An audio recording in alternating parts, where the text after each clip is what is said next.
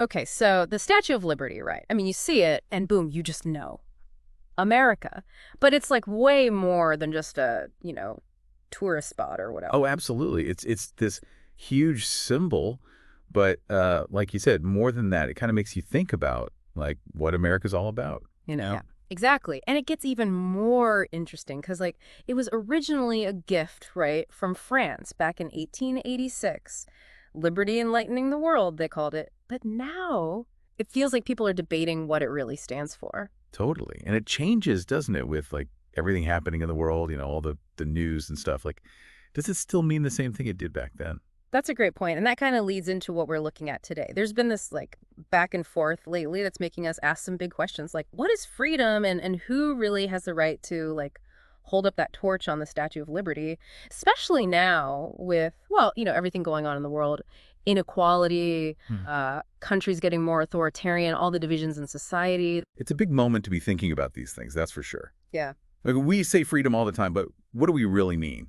Right. And this one French politician, I think he was a member of the European Parliament, he actually suggested like, France should just take the statue back. Oh, Seriously.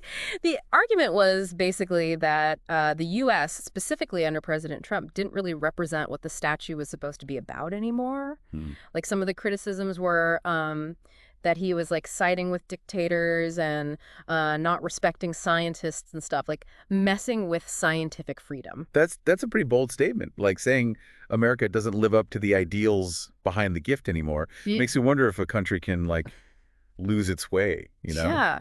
And the response from the US was pretty strong too. The White House press secretary just shut it down flat out. And not just a no, but also brought up how like the US helped liberate France in World War II, talking about D-Day and all the Casualties. sacrifices made. Ah, yeah. That brings in a whole other layer, right? Like shared history, fighting for freedom together. It's a strong counterpoint. It is. So what we're going to do today is like really try to understand all this. Like what was the Statue of Liberty all about in the first place? How has its meaning changed? And what does it say about how people view freedom, especially now with these different opinions? So let's go back to the beginning. Like where did this whole idea even come from? Okay, so rewind to 1865.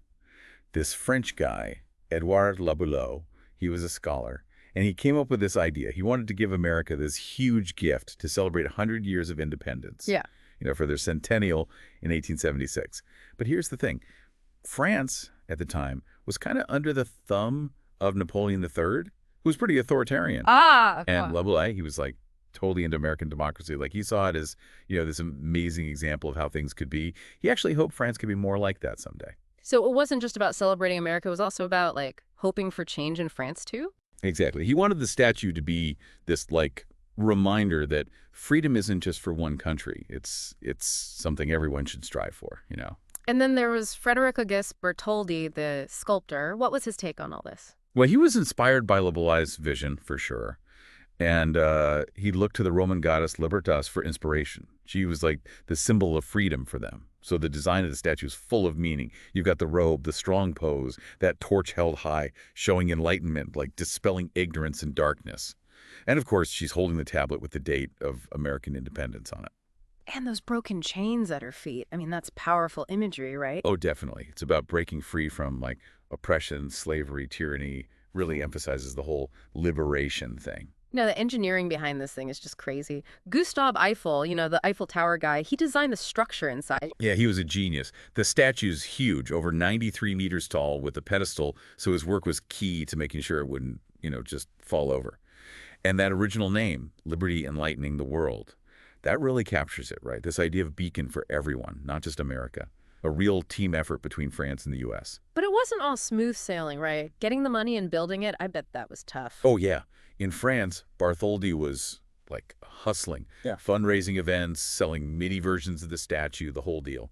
And in the U.S., they had to raise money for the pedestal. That's where Joseph Pulitzer comes in, right? Yep. His newspaper launched this big public appeal, and it really got people involved. It felt like, everyone was pitching in. It must have been amazing when the statue finally arrived in New York. Can you imagine? 1885, all these crates, over 200 of them, show up in New York Harbor. And then, piece by piece, they put it all together on Bedloe's Island, which is Liberty Island now. Seeing that must have been incredible. And the dedication ceremony, that was a huge deal, right? Oh, yeah, big celebration. President Grover Cleveland gave a speech, and he talked about how, like, freedom had chosen America as its home, and the statue's light would shine out against, oppression everywhere. It really solidified the statue as this symbol of liberty for the whole nation. And then it became so much more than that for all the immigrants coming to America. Right. By the late 1800s, early 1900s, millions of Europeans were sailing into New York, and that statue was the first thing they saw. And for them, after these tough journeys, it represented hope. A new life, freedom, opportunity, the American dream, basically. It must have been so powerful for them seeing that after everything they went through, and even through world wars, it was still a symbol of hope. Yeah, during World War I and World War II, it represented those core values the Allies were fighting for, against tyranny. It was a reminder of what was at stake. And in 1984, UNESCO made it a World Heritage Site, showing just how important it is to the whole world. So yeah, it's about freedom. But as we were saying earlier, there's this debate now about what kind of freedom. That's where the comments from that French politician come in. Right, this whole idea of reclaiming the statue makes us really think about what freedom means today. Like, the French MEP, Rappel Waxman, he basically said that under President Trump, America's idea of freedom was like messed up, not what it was supposed to be. And his examples were like leaving the Paris Agreement, being stricter about immigration, being friendly with leaders like Putin, stuff like that. Yeah, it's like their ideas of what a free and responsible country should do were totally different. It seems like he, and maybe a lot of people in Europe, especially those leaning more left, they think of freedom as something more like global, Yeah. fewer borders, more individual choice in how you live, think, speak, less about national laws or old traditions holding you back. That's a key difference, right? They prioritize individual freedom on a worldwide level and see strict national rules as potentially getting in the way of that. And international cooperation is super important to them. But in America, at least how it was presented during Trump's presidency, freedom seemed more tied to like the law, justice, responsibility to the country, not just doing whatever you want. Yeah, and they often talk about the Declaration of Independence, life, liberty, and the pursuit of happiness. But the source we're looking at, it points out this part people often forget. That governments are created to protect those rights with the agreement of the people. So it's saying freedom works best within a system where laws protect everyone. And that YouTube source, it actually countered those criticisms about Trump's policies, presenting them in a different light. Right. Like, for them, stricter border control wasn't about stopping immigrants, but protecting the system and making it fair for people who immigrated legally. Tax cuts were about boosting the economy so people could keep more of their money. And focusing on religious freedom was about bringing back faith and traditional values, which they see as a core part of American freedom. So they're saying America kind of went too far in the other direction, Not enough respect for law, borders too open, traditional values disappearing. And they saw these policies as like a course correction. Yeah, like getting back to that balance between individual freedom and the responsibility that comes with it, all within the law. And this leads to the next part, which is like, what are the consequences of these different ideas about freedom? And this is where the YouTube source gets pretty specific. It does. They claim that in Europe, especially with France's open borders, this unrestrained freedom has led to problems. Mass immigration, more crime, marginalized communities, tension between different groups, and the cost of helping all these refugees is hurting the economy. They even give stats about crime and unemployment going up in France. And we got to remember, these are just the arguments in the source, right? And they also say something similar happened in America under Democratic presidents before Trump. Yeah, they point to, like, Black Lives Matter and how they say it led to violence and damage costing billions of dollars, and things like those Tesla cars being set on fire to protest the government. They also talk about wokeness as something that divides people and forces them to accept extreme ideas, and they even claim there was a lot of corruption. Wow. And then they compare that to what they say were the good effects of Trump's policies. Like the economy growing before the pandemic, record low unemployment, and way less illegal immigration because of stricter border controls. For them, it's not about taking away freedom, but making sure it actually works by having order and following the law, which they say is in line with the Declaration of Independence. Okay, so back to that French politician wanting the statue back. The YouTube source actually questions, like, why he even said that. Yeah, they wonder if he really believes Europe is doing so much better with freedom. They say maybe his idea of it is too idealistic, and he's not thinking about the practical side of keeping a country safe and in order.